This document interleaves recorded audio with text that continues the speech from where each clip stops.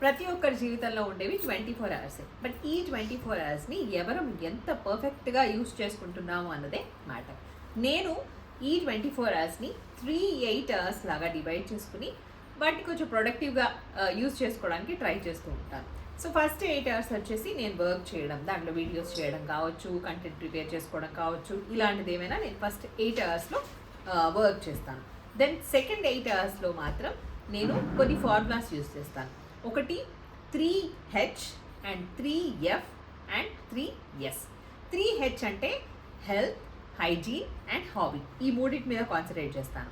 Next 3F అంటే family, food and faith మీద concentrate చేస్తాను.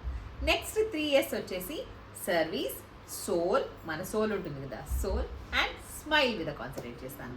నెక్స్ట్ 8 అవర్స్ వచ్చేసి హ్యాపీగా క్వాలిటీ స్లీప్ ఉండేలాగా చూసుకుంటాను. So this is my 24 hours journey. Me 24 hours ఎలా గడుస్తాయో కామెంట్ చేయండి.